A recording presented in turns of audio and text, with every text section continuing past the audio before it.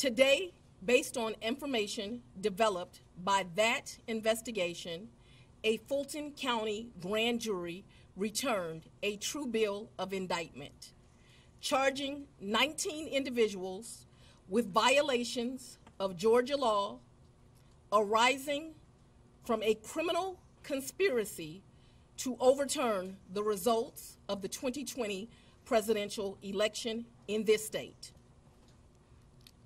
The indictment includes 41 felony counts and is 97 pages long.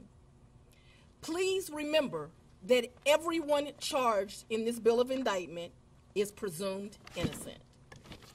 Specifically, the indictment brings felony charges against Donald John Trump, Rudolph William Louis Giuliani, John Charles Eastman, Mark Randall Meadows, John Cheeseborough, Jeffrey Clark, Jenna Lynn Ellis, Ray Stallings Smith III, Robert David Cheeley, Michael A. Roman, David James Schaefer, Sean Micah Tresher Steele, Stephen Cliffgard Lee, Harrison William Prescott Floyd, Travion C. Cootie, Sydney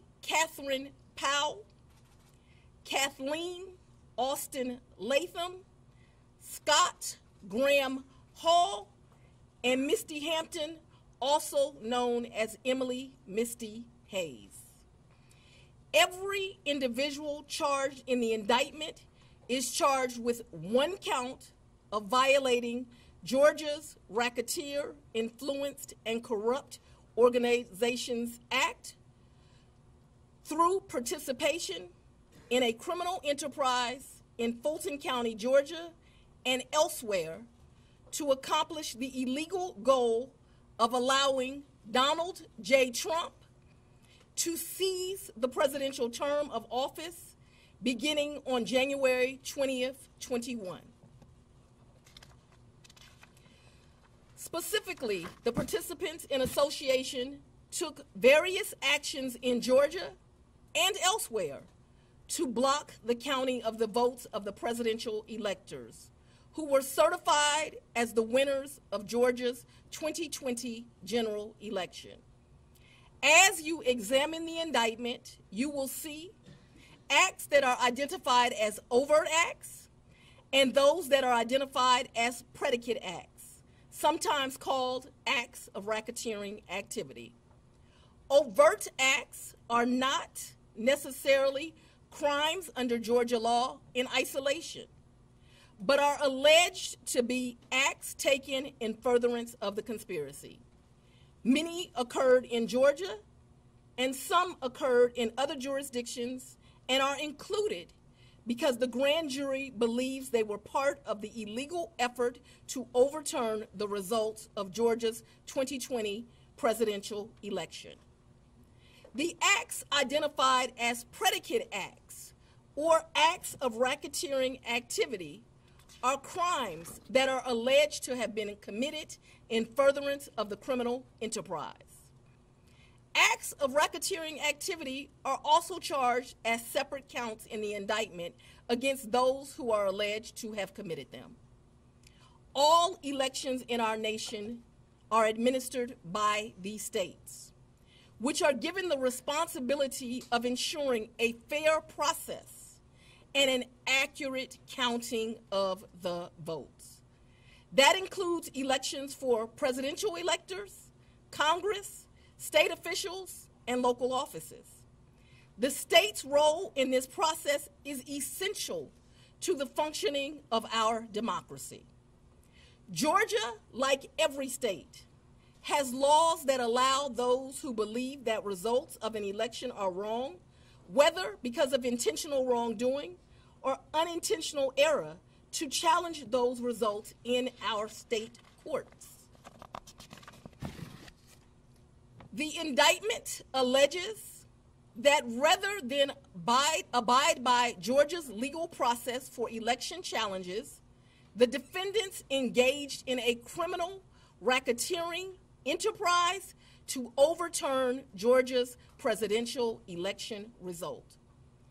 Subsequent to the indictment, as is the normal process in Georgia law, the grand jury issued arrest warrants for those who are charged. I am giving the defendants the opportunity to voluntarily surrender no later than noon on Friday, the 25th day of August, 2023. I remind everyone here that an indictment is only a series of allegations based on a grand jury's determination of probable cause to support the charges. It is now the duty of my office to prove these charges in the indictment beyond a reasonable doubt at trial. I would like to take a moment to thank the Superior Court Clerk, Shay Alexander, and her staff for staying late and making sure that this indictment was processed.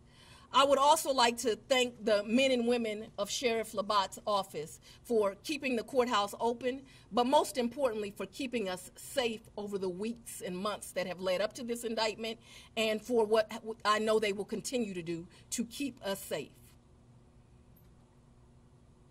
We also want to thank the Atlanta Police Department and other law enforcement partners who have worked with the sheriff to keep us safe. I will now take a very limited number of questions prior to going to sleep. I'll go first. Madam District Attorney. If you don't mind, Surveil 11 to 11 alive. Quick question. Can you clarify in Georgia the mandatory minimum when it comes to RICO charges, whether it's servable by probation or how that might play out? The RICO charges has time that you have to serve, so it's not a probated sentence. Madam District Attorney, what's the timetable for the trial? What is the timetable for the trial? Yes. As you know, in this jurisdiction, trials are set by the judges, and so it will be the judge that sets the date of the trial. This office will be submitting a proposed scheduling order within this week. However, that will totally be at the discretion of the judge. And you want to be you're the fourth jurisdiction now to indict Donald Trump. You would be the fourth one to try him, or could you move it up?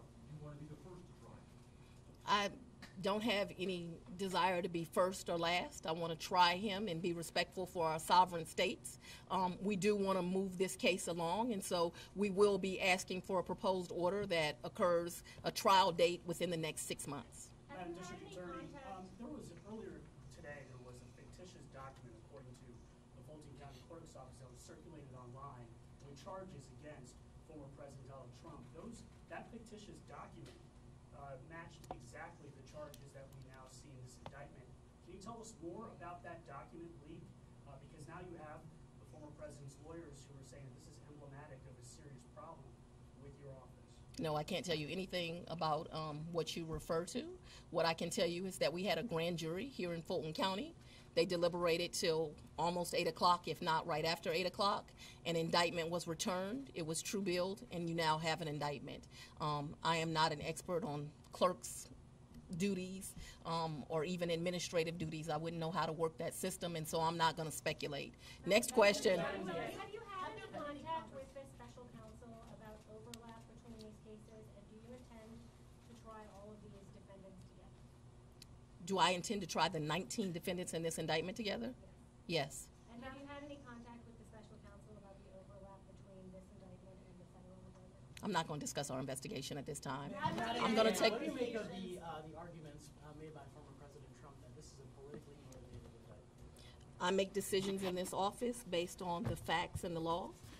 The law is completely nonpartisan. That's how decisions are made in every case. To date, this office has indicted, since I've been sitting as a district attorney, over 12,000 cases. This is the 11th RICO indictment. We followed the same process. We look at the facts, we look at the law, and we bring charges. Will you try this case yourself? Has the jury been cleared? Get down.